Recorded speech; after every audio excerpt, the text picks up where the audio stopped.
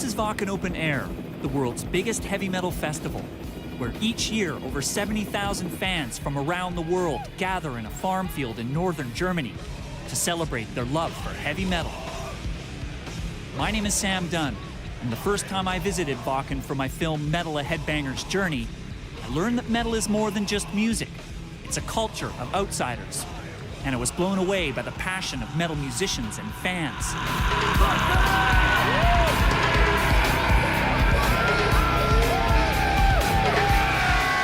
But my film was only an overview of the anthropology of heavy metal.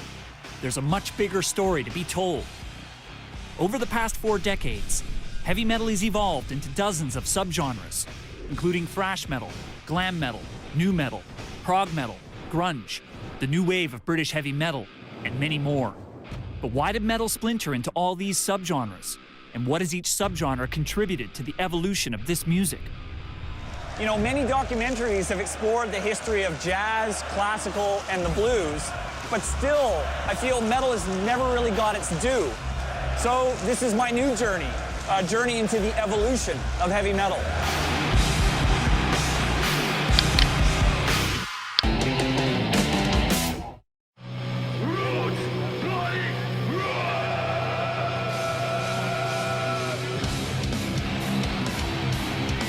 My journey into heavy metal's vast 40-year history is a massive undertaking. But before I delve into the entire evolution of this music, I'm gonna step back and start with the big question. Why are people drawn to heavy metal music? It's outsider music to the max. Heavy metal solved a lot of my problems when I was a teenager, when I couldn't express myself or I was just frustrated. I would go into my room and put on a metal album and feel instant relief. We're about excitement and power and making you angry to the point of exploding in front of everybody else.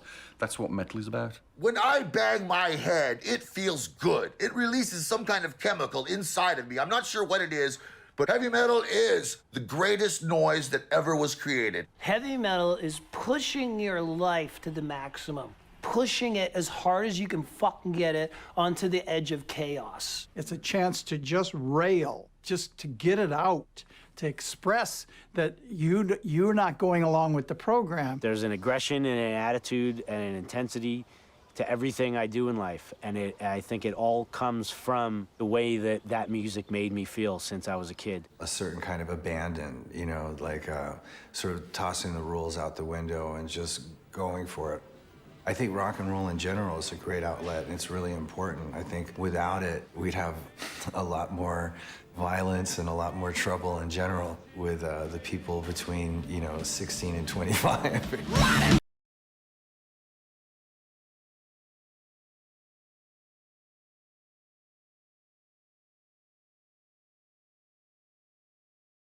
Tribal.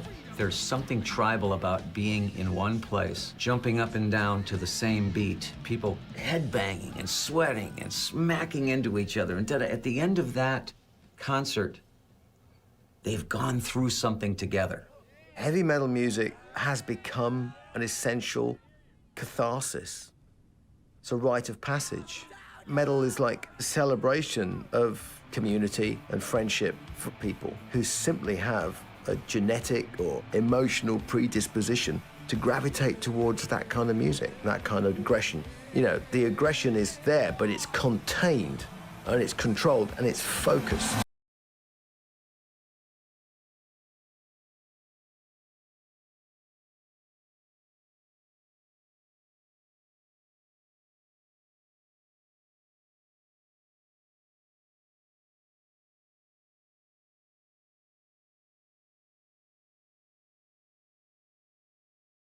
Meeting with these heavy metal musicians has made me realize that the power, community, and aggression in metal music connects with people on a very deep level. And so I'm curious to find out, what's actually happening inside our brains when we feel aggressive from listening to heavy metal? So I've tracked down a neuroscientist who teaches here at McMaster University, and I want to ask her, where does this feeling of aggression and power come from when we listen to metal music?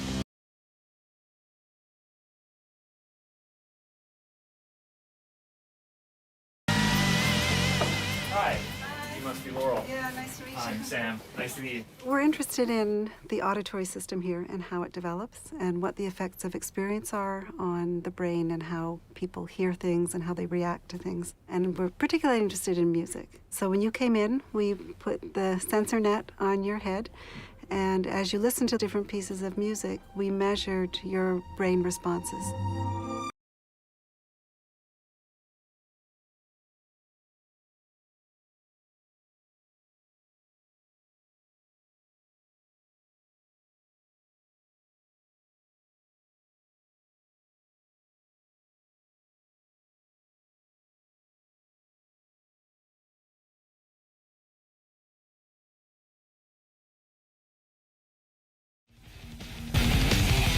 People talk sometimes about heavy metal in terms of the violence, and the sound intensity and the distortion tends to turn off conscious thought. So you're turning off inhibition. All of us are capable of violent behavior.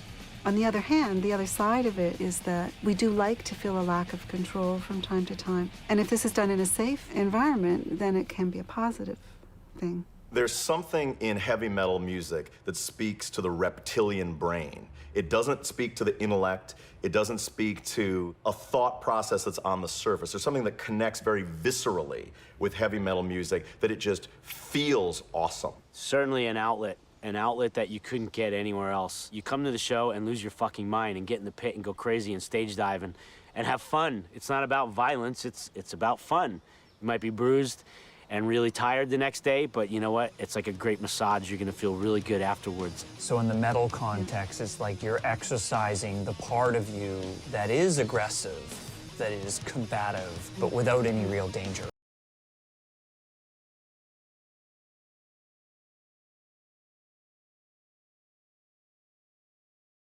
Can appear violent and aggressive to people on the outside. What I've learned is that the aggression in metal provides a positive emotional release for its musicians and fans. And so I now have a much better grasp of why people are drawn to this music. But since this series is about the evolution of metal, I need to understand how metal has changed over its 40-year history and why it's become the complex phenomenon that it is today. So I'm embarking on a journey that will take me to over 40 cities in 12 countries across 3 continents. I'll travel from the back streets of Birmingham, England to LA's Sunset Strip, and from the crossroads in Mississippi to soccer stadiums in Santiago, Chile. I'll be meeting with over 300 musicians, fans, and experts to dig deep into metal's roots and to find out why it has developed into over 24 subgenres. But to get started, I'm going back to the very beginning. What are the sonic roots of this music? Where did heavy metal actually begin?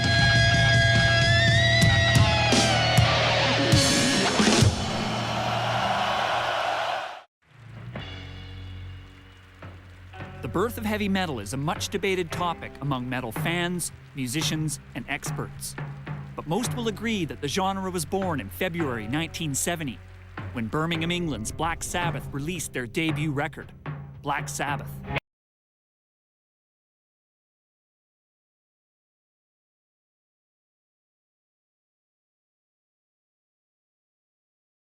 This record was far heavier and darker than any music that had come before. So I've always wanted to ask them about their musical roots. Where did Black Sabbath get the inspiration to create this heavy sound? Going back to that first record, how would you describe the sound that you guys were creating? It's hard to say because it seemed to write itself. You know, we'd jam around and see what we came out with. One morning, we came out with the song Black Sabbath. It was just done in a flash. It was like Tony came up with the riff.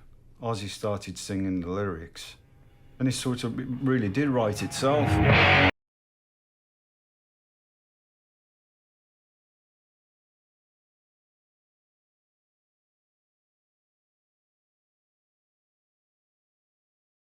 What were the main inspirations for that opening riff? I remember playing Mars, the Planet Suite, on the bass when we were rehearsing. And it seemed to influence Tony to go dun, dun, dun, like the same sort of tritonic thing. I think Geezer was trying to play Geezer was trying to play the notes to a Holt's Mars, and Tony showed up, and he lengthened the notes, and he held them out.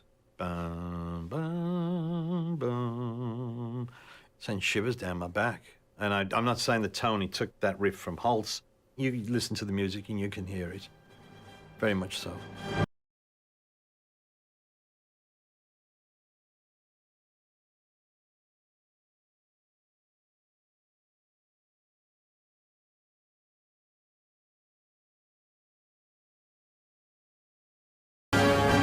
Classical music was obviously an inspiration for Black Sabbath in their early years.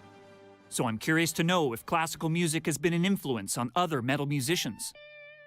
And so I've come back to Germany to meet with Uli John Roth, who's a classical music expert and former guitarist of the Scorpions, to talk with him about this connection between classical music and heavy metal.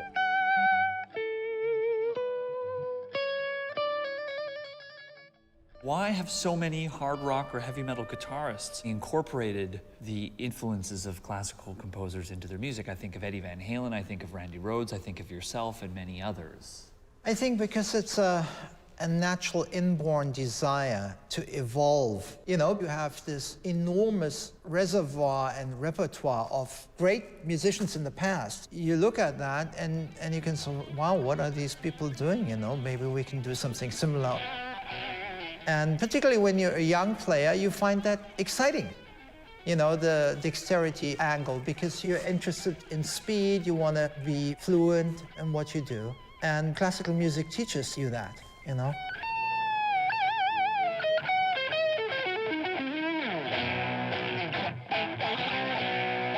As a young fan of metal, I thought all other music sucked. You know, like classical music, jazz music, it's totally wimpy, man. But then when I became a guitar player and I realized that the excellence of an Eddie Van Halen and Yngwie Malmsteen and the excellence of Niccolo Paganini had something in common. I appreciated not just the musicianship, but the expression that very talented non-metal musicians brought to their own genres, and it was very inspiring to me.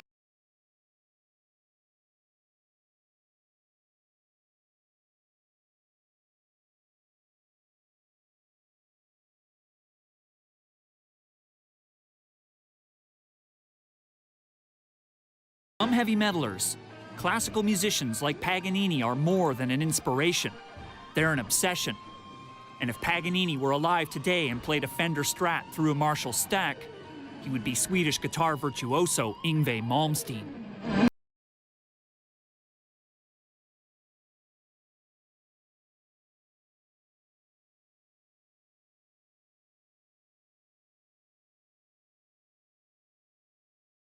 You brought the classical sound quite boldly into the rock and metal format than what anyone else did. What it was that I saw on TV. It was this Russian violinist who was just going mad on the violin, you know. I couldn't believe it.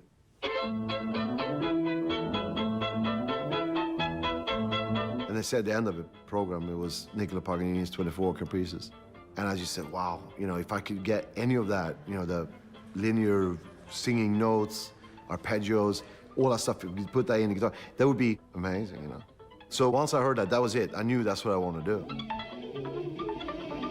Just technically, it's amazing what Paganini did. And I felt that I needed to challenge myself, and I didn't want to take the easy way out. I think that's the main reason for me. I always felt like I had to be better than I am. And to me, to be better would be to play more difficult, the more complex classical type music. You know, I don't want to just play it safe. So 2-string, it would be 3-string, 4-string, 5, 6-string arpeggios. But people kept on telling me to slow down. You know, I said, hey, slow down. I'm like, oh. You know, remember, less is more. And I always said, how can that be? How can less be more? It's impossible. More is more.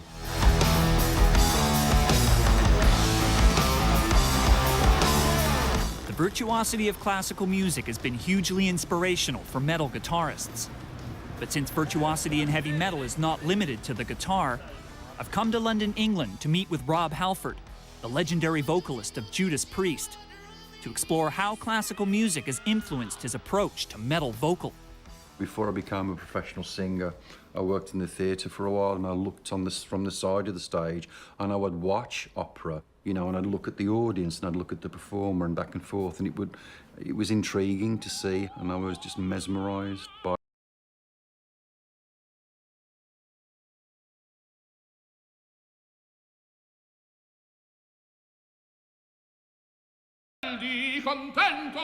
You listen to somebody like Pavarotti, who's my ultimate god. Look at the scope that can be created by these vocal cords in your throat. It's absolutely sensational. So I've always had fun as a singer to try and do as many dramatic things as I possibly can.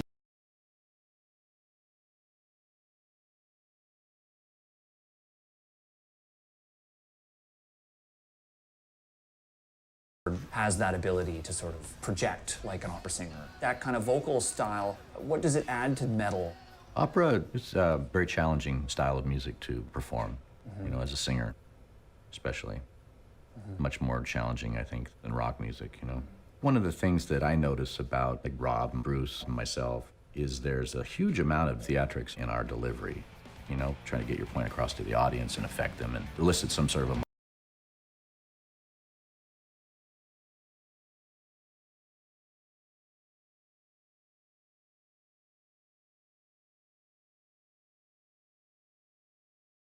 song. There's always a big part of it is what I would describe as theatre of the mind. It was like applied dramatics through music. And I wouldn't like to say we were on any kind of level with any great opera or classical anything, you know. It's simply a desire to do a good job at messing with people's imagination. Trauma and intensity, jealousy and rage and revenge, like opera. Metal's got all of those things going for it. We're about excitement and power and making you very emotional, and that's what metal is about, that whole visual, larger-than-life experience. Heavy metal at its core is martial music. It's big, heavy, military, scare-you-to-death music. Heavy metal was a term that came much later on, but the idea of heavy music, that's been there since the beginning of time. It's the music that Wagner played in concert halls with his outsized instruments and his huge orchestras. The whole idea was shake the walls, shake the world through the power of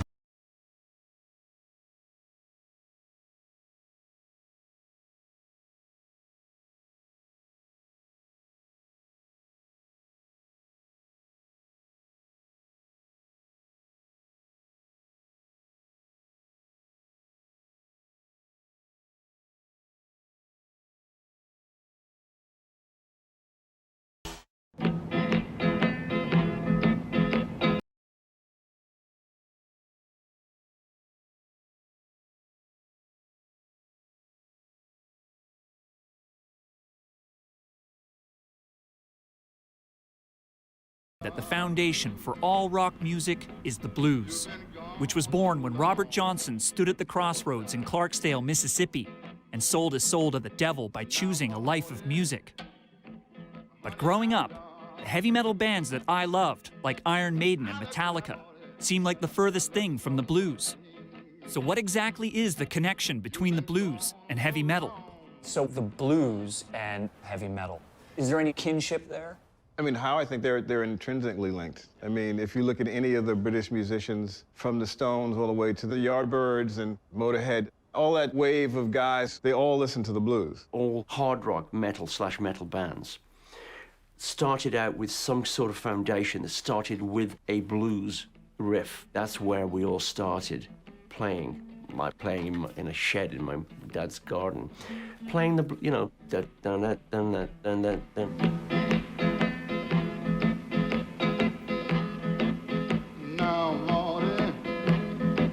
Baby, I love you. I know you're a fan of the blues and have studied the blues. What's the shared DNA between early blues and modern day metal? Well, right off the bat, they're both riff-based music. I mean, a lot of blues songs have a riff, and they just sit on that riff. Heavy metal's the same way. You sit on a riff, you just soak it for as much emotion as you can. The riff is a huge part of the arsenal of virtually every rock guitarist. Look at Metallica in a song like Hit the Lights.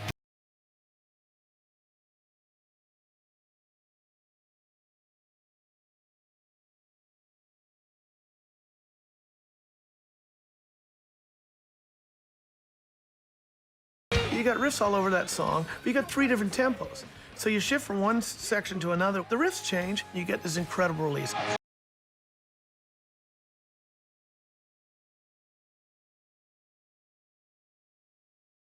Like in heavy metal, blues is also just dark in nature. They're singing about things that no one else would even touch back in those days.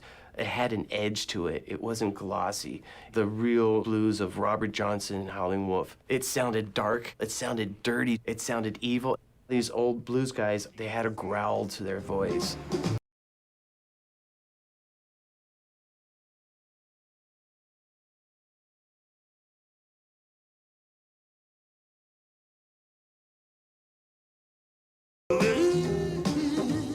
If there's one blues vocalist who sounds like a metal frontman, it's Howlin Wolf. So I've tracked down guitarist Hubert Sumlin, the last surviving member of Howlin Wolf's original Mississippi Blues Band, to get a first-hand perspective on what Wolf was like.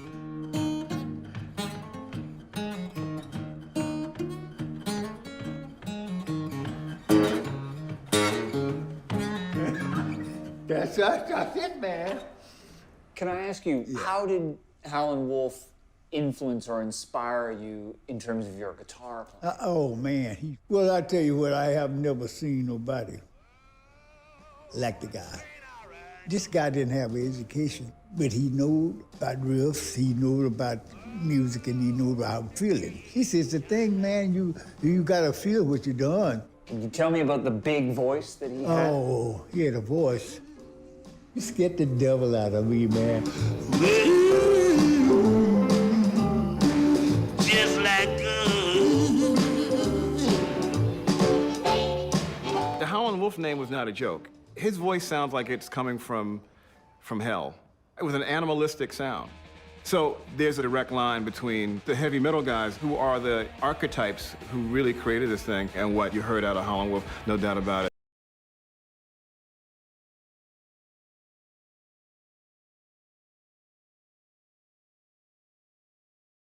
Tradition of what lead singers do, metal is from the blues in terms of its absolute roots.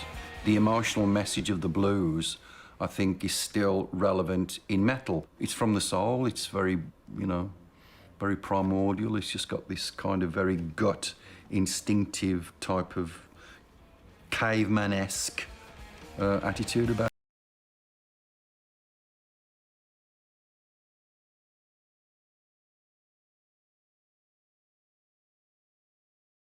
Musical connections with heavy metal. But there's still one more genre in the prehistory of metal that I want to explore, and that's jazz. But I gotta say, I never considered jazz and metal to have anything in common. So is jazz an influence on heavy metal musicians? A lot of jazz is shit, and it sounds like what it is, like poorly thought out masturbation by guys that can, so it has a bad reputation for that. But there are certain guys within it that have just been astonishing. Was jazz an influence? Oh, yeah. Oh, yeah. Yeah, definitely. Growing up, we had a huge collection of American records, and every Saturday night, my dad would sing to them, and my mum would play a little bit of piano, and I listened to all those songs.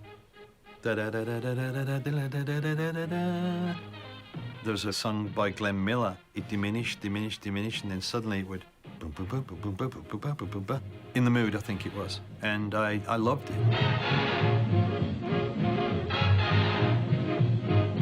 So I was terribly influenced by that music. And did you take that and try to bring that to Sabbath's music? Oh, it's in Sabbath's music. You can hear all the swing in there. You can hear it in Fairies. Ba-bam, bam, ba-dum, ba. When you're doing those kind of chops, it's swing. And the band could swing real well.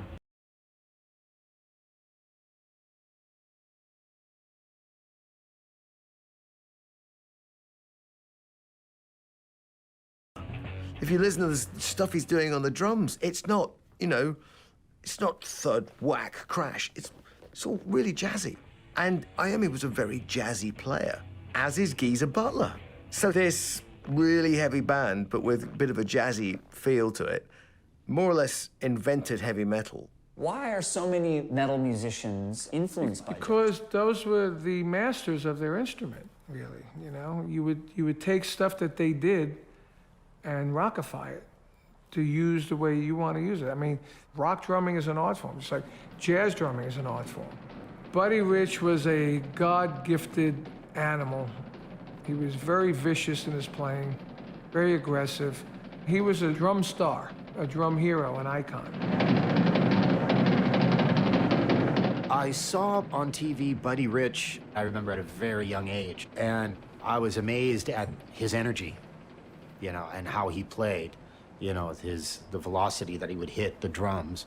The drums dominate the moment. He was thrash before thrash was ever thrash. If you watch some of his soloing, how fast his hands are going, what he's doing, I mean, probably not a better drummer than him ever to have touched a drum set. And so getting into heavy metal, I was like, that's for me, because I want to do something different. It was exciting. That pushed my drumming to another.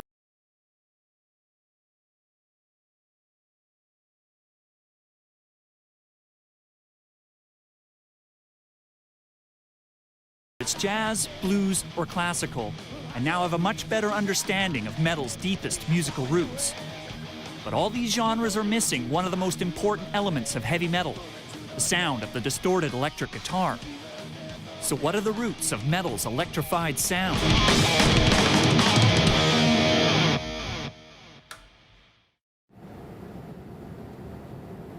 Just one quick reminder, you must remain seated throughout the rest of the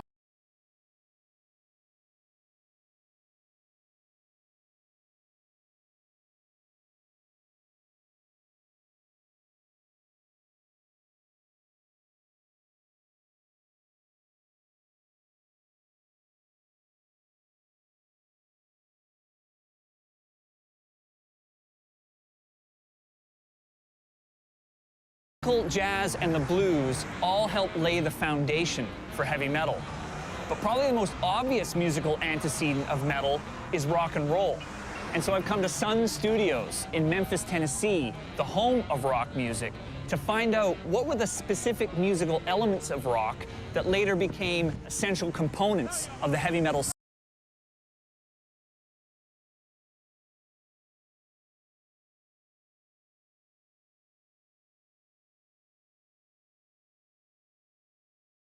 The birthplace of rock and roll. Well, it all stems from a particular recording that took place here back in 1951, Rocket 88, by a band by the name of Jackie Brenston and his Delta Cats. And I've got the absolute very first copy that was ever recorded down here on Sam Phillips' lathe recorder. Sam Phillips, you know, producer at Sun Records in Memphis, Tennessee, is incredibly important in the history of American music, period. Sam wanted things that sounded different. That was always his goal. He's the guy that when, you know, Ike Turner arrives at the Sun Studio in 51 to cut Rocket 88, and the speaker cone is cracked and consequently has this distorted sound, he's the one who goes, that's incredible, I want that sound. As the story goes, the guitarist, Willie Kizzert, was taking his amp out of the car and putting it up on top of the car. Amp fell off the back, punched a hole in the speaker cone. So they went inside, they stuffed it full of newspaper. Sam loved the sound of the punctured speaker cone of the amplifier itself. And it was, according to most music historians, the first recorded use of distorted electric guitar in music in general.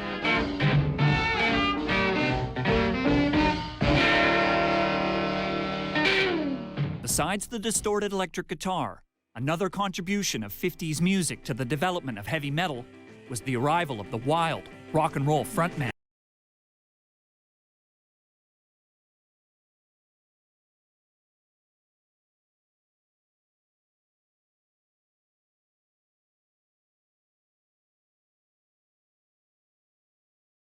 I first heard Jerry Lee doing a whole lot of shaking going on. My God, I wanted to sound like that. There was a kind of raw animal, untextured, untutored feel to it all.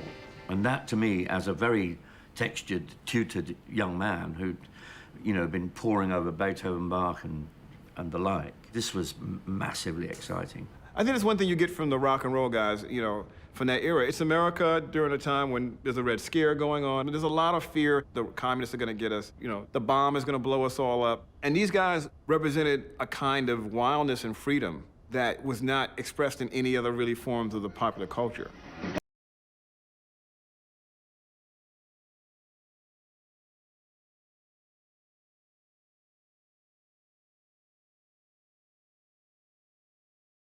Those things when I was growing up was Little Richard. He didn't like try and make his voice nice, you know, acceptable. He just sang it how he felt it, you know. And I always admired that. That's why I sing like I do, you know. I don't try and put in any special airs and graces, like, you know, what you see is what you get. So there's a connection from Little Richard to Lemmy. Yeah, a big one, you know. Because if I had a hero in those days, it would have been him. Little Richard, you know, you listen to Tutti Frutti, his first big hit in '55, and it's like, it's transgressive in all sorts of ways. He is shredding his larynx in those 2 bars, and the sound just leaps out of those speakers.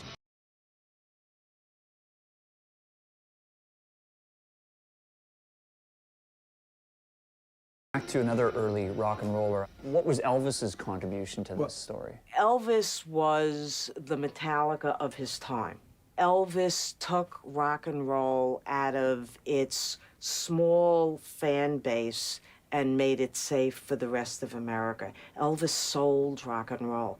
Without Elvis, I don't know what would have happened to rock and roll. Elvis, to me, was balls to the wall, you know, and he was incredibly influential. I didn't want to do anything else other than get a job like Elvis. You know, in Great Britain, we were used to safe listening. So when Elvis comes up shaking his ass and, you know, saying, "Wasn't through a party in the county jail, the prison band was there," and he began to wail, you know, it's just like, whoa. Went to a party at the county jail. You know, if you listen to that and then just transpose it to Saturday night and I just got paid, gonna fool around, ain't gonna save. I mean, it's Elvis.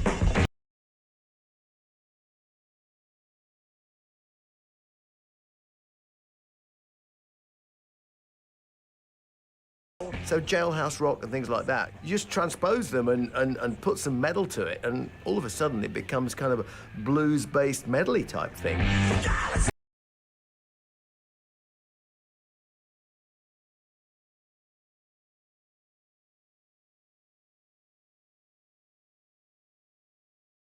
Heavy metal bands like Deep Purple emerged onto the scene. In the early 1960s, rock and roll went through a phase that felt like the furthest thing from heavy metal. Elvis joined the army. Little Richard went religious.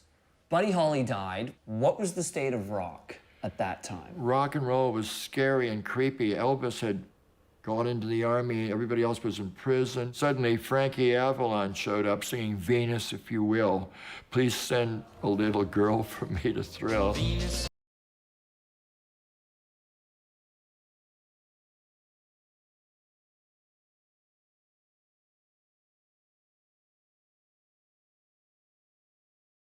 So I guess music in America had become fairly safe. Very safe and very manufactured.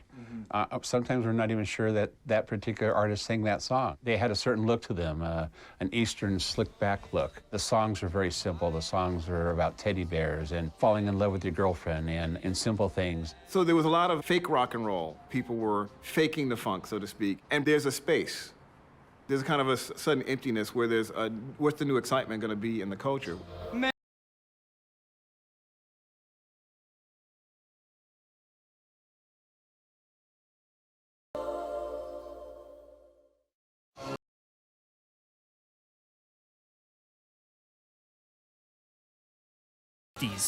Rock and roll crossed the Atlantic from America to Britain, kicking off what is famously known as the British Invasion. And if there's one band from this invasion that's part of the story of heavy metal, it's the Kinks, and the groundbreaking sound on their song, You Really Got Me. What was your inspiration for the guitar sound on the first Kinks record? Well, we had that sound like 6 months before we recorded, before You Really Got Me was around. I used to experiment with the guitar, but the guitar sounds are very limited. Just tone control and volume, that was about it. And I came across this little amp in the shop up the road, and it was called an El Pico. And I just got a razor blade and started to cut the cone of the speaker. I don't know why. And I plugged it in, and it made that amazing sound.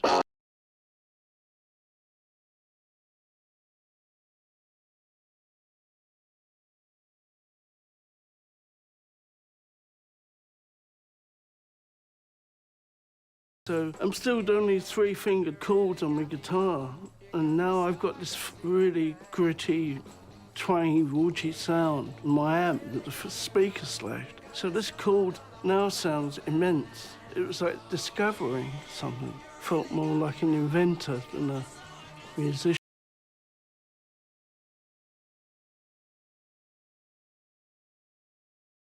Guitar I never heard was You Really Got Me. That very early da-da-da-da-da was so, like, demonic. Made mums and dads go, oh, turn it off, it's evil. You Really Got Me. It's about grit, it's about raw expression and feeling. It's not about whining and dining or middle-class behavior. It's about, I like you, I want to fuck you.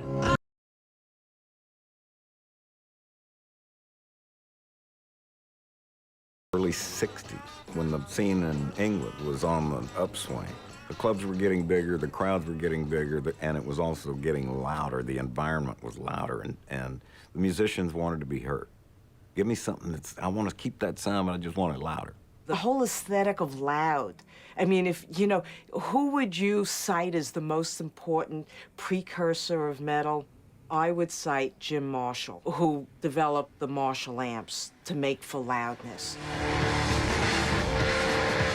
As rock music developed in the 60s, musicians started to play in larger venues, and so they needed technology and equipment to fill those venues. And there's no name that's more associated with heaviness and volume than Marshall. So we've come to the factory here in England to find out why it is that Marshall became the amplifier that was iconic of heavy metal music. I've also heard they've got an amp that goes up to 11, and that's just something I have to see.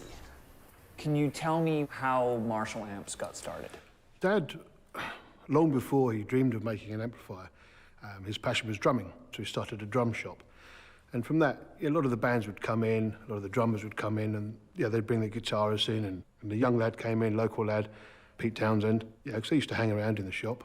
And they used to talk about the Fender Bassman, and it wasn't quite giving Pete quite the sound he wanted. So Dad set about changing it, really, and I think they built 4 or 5 prototypes in the early days in '62. They finally built one. Pete Townsend said, that's a great sound, and off he went to use it. So that's how it started.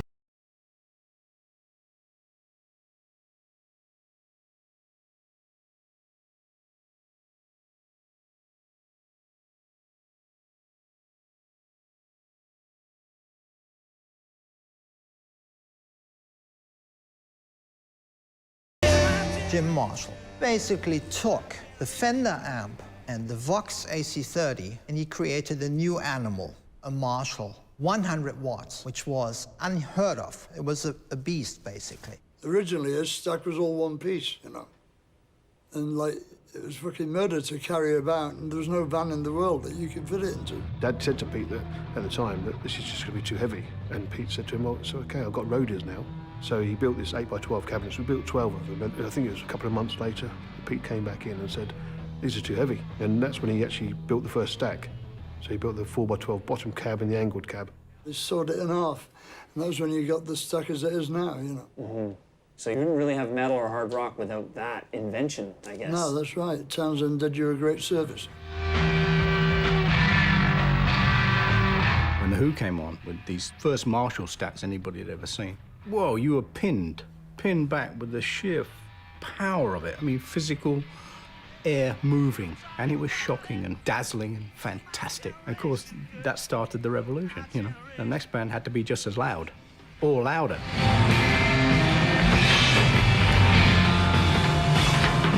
Backed by Marshall stacks, The Who set in motion a volume race, and bands were now competing to be the loudest in all of Britain.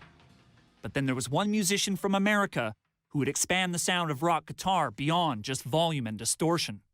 What was it that Hendrix did that pushed that concept of heaviness in music? What Hendrix did was expand the musical horizon of the electric guitar to the degree that no one else has. The greatest innovative sounds, the playing, stretching the boundaries, you know. When he broke on the scene in '66, people are going, wow, we've never heard anything like this. It was like wildfire. The message spread, hey, you gotta come check out this guy, Jimi Hendrix. He's incredible. He plays left-handed, it's upside down, and he does stuff with his teeth and behind his head. You've never seen anything like it. You've never heard anything like it. When Hendrix came, forget about it. It was just a whole nother world.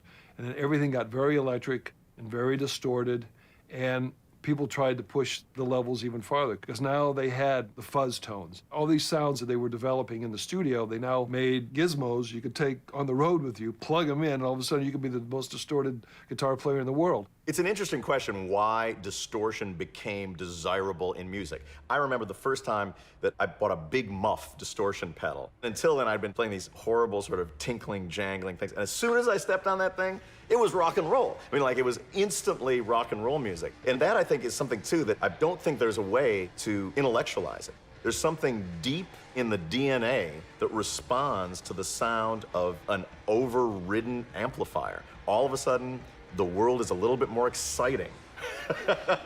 Just turning up the volume and getting some distortion through the amps, through the guitars. It's all kind of little embryos of sound, and other musicians are picking it up and thinking, well, if I take a bit of that guitar distortion and put that with a big bass drum sound, put a thundering bass guitar and a screaming vocal, what is that going to sound like? Well, to me, it's going to sound like a heavy metal band's beginning.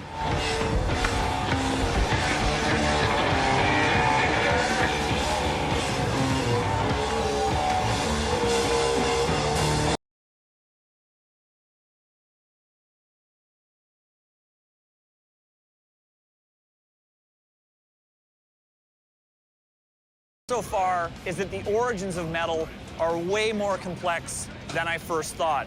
People have been creating bombastic sounds that channel feelings of rebellion and aggression for hundreds of years.